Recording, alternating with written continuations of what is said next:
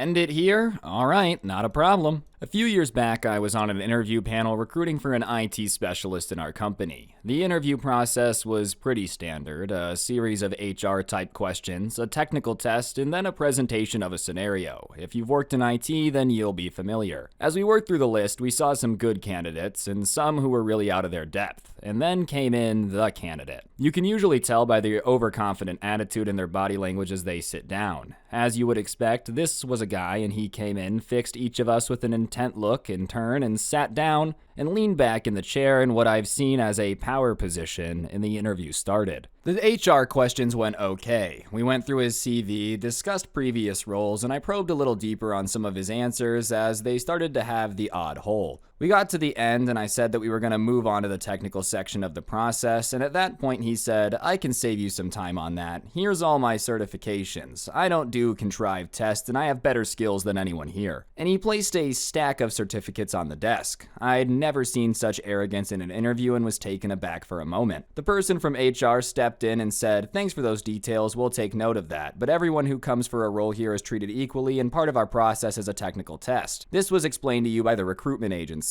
The chap responded by saying, "Yeah, but I explained to the agency that these tests are pointless and I'm not gonna do it. And if you insist, then we can terminate the interview." Fine, I was more than happy to comply with his request. I said, "Thank you very much for coming in. I'll get the security officer to escort you out." We stood up and left him waiting in the meeting room for security. His power pose was gone and he looked totally shocked.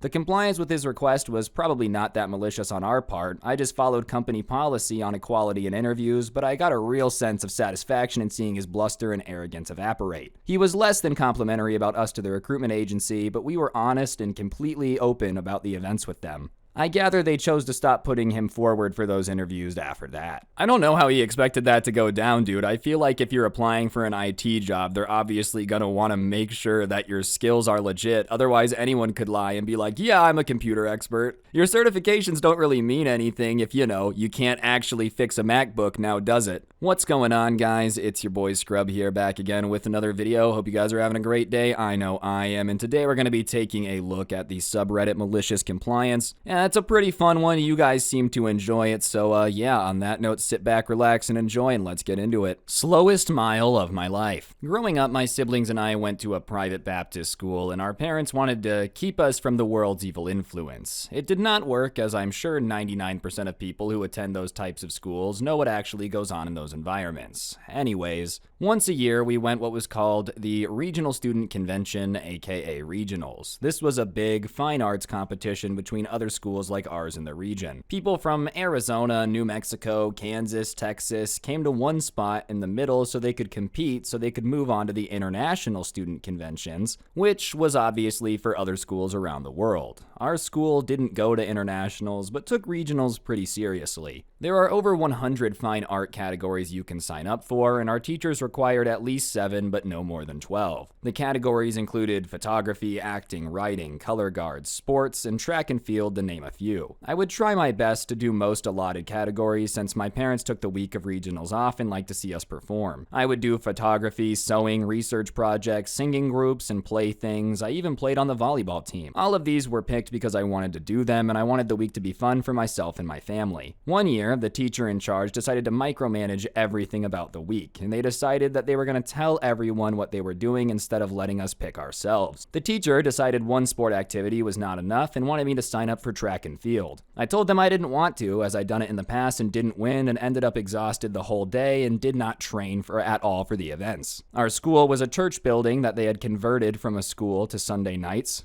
so there was no grounds for us to practice at all. Track and field happened on Tuesday morning, and then after lunch it was time to do singing competitions, and it made for a miserable day for me. The teacher did not care and decided I would be running the timed 1 mile. They could have easily made me do something less exhausting like a 100-meter dash, but more people signed up for it than the mile, so by their logic, we had a better chance at a medal. Most teachers that take the students to these competitions want to receive a plaque of achievement for the category, so they try to get as many people to participate so the plaque can hang in the hallway. The teacher did not care that I requested not to do this and told me that I'm going to sign up for it. Even if I have to walk the whole mile, I'll participate. I replied with, "Yes, ma'am," and filled out the required paperwork, and I'm sure you can see where this is going. The day of the competition comes and we're all warming up waiting for our events, and the teachers are all there cheering us on as well as the other students who were not competing. That part was fun, just hanging out with your friends, because our school didn't take it too seriously, we didn't have training or anything, so it was just a morning on the grass. After a while, it was time for the female mile, and I was all smiles. The teacher asked if I was ready, and I replied, "Are you ready?" because they had no clue what they were in for. I lined up with my fellow competitors and waited for the gun to go off, and once it did, I jogged, and of course everyone rushed past me. And then I walked. I walked the entire mile, which, if you don't know, is 4 times around a track field.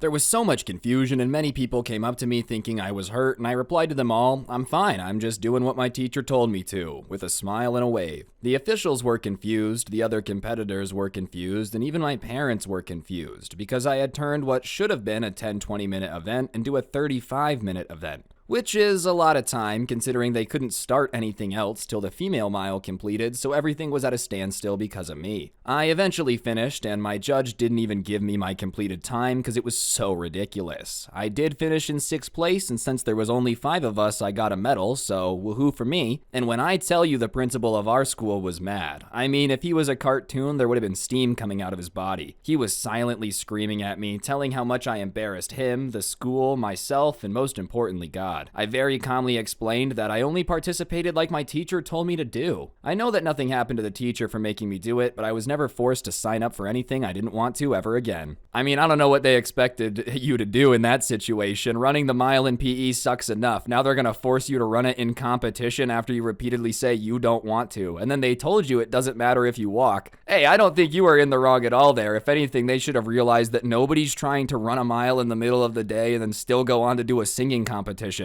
Do not interrupt. Had a customer call in. She loudly and aggressively launched into her issues, and I went, to indicate that I was listening, and she snapped, "Don't interrupt." So I remained silent until she finished speaking and stayed silent, and the silence dragged on until she asked in a querulous manner, "Are you still there?" To which I replied, "I'm sorry, I don't want to interrupt." It would have been even better if you didn't answer the question either. You just literally stayed silent until she hung up. I know that could probably get you in trouble at your job, but my goodness, imagine making her call back and restart the entire waiting period all over again. Not my department, not my problem. Once upon a time, I was part of the orders department. Our primary role was to enter orders. We didn't enter all orders, just most of them, and the rest were entered by the call center. As common with these stories, we got a new manager, promoted from the call center, who's inexperienced and gullible, and we're gonna call her Patsy. The call center manager, Weasel, sees his opportunity and swoops in and fast talks Patsy into making the orders department responsible for all orders with,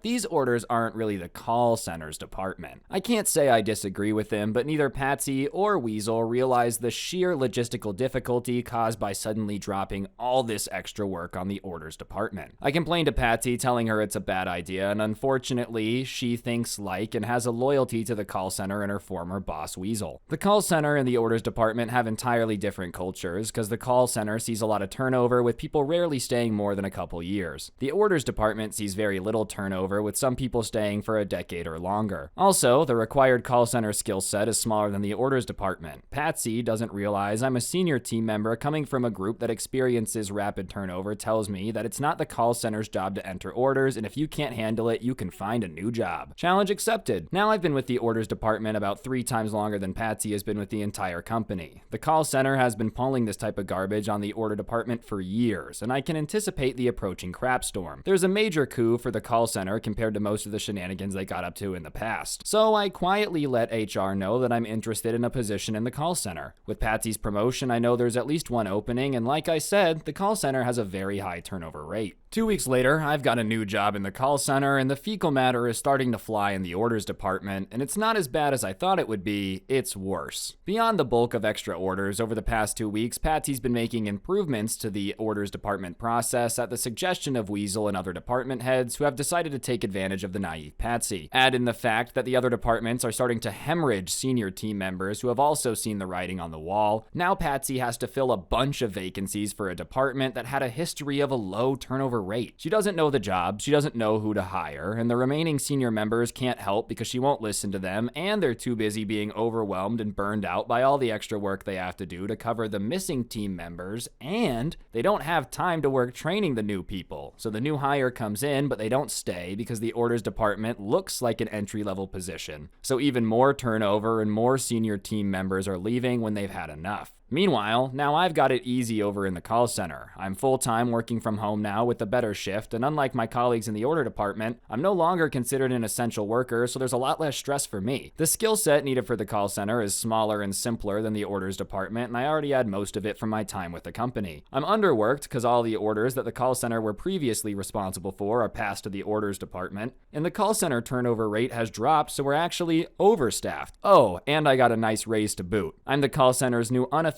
expert on how orders are processed. Weasel, now my current boss, is getting worried because his protege, Patsy, is failing hard. He was the one leading the charge to improve, quote-unquote, the orders department, and he can't back down without looking stupid. The call center and orders department work closely, so upper management is encouraging him to pitch in and help out, and Patsy has now begun to realize how Weasel screwed her over and is refusing to make changes to the order department unless she comes up with them. She's willing to accept Weasel's helps only on her terms. So Weasel has started to asking us to shoulder the burden and help process orders. This, unsurprisingly, is not met with enthusiasm because no one wants to do extra work for no pay. As well, the call center team isn't trained how to process the more complicated and esoteric orders, and the orders department is down to 2 remaining senior team members who have that knowledge. Oh, and there's me. I can process the easy orders the call center was doing quickly, and have the skill set to crush the complicated and weird orders, and Weasel knows I actually enjoyed working in the orders department. So what do you say, Squid? Can you help out? Weasel asks, in sincerity dripping from his words. I pondered his request and said, well, Weasel, I think you're right. Being in the call center now, entering orders is not really my department anymore. I'm not really sure what Weasel expected here. Putting all of the work from every department onto one single new manager is probably the most unfair way of going about it. I mean, honestly, I don't know how any of them expected that to go incredibly well. Sure, the department's been running fine. Let's just triple the workload with new management. What's the worst that could happen? This, Weasel, because now you've got to be stressed out about it, and you deserve it. Just follow the specs, don't fill in the blanks.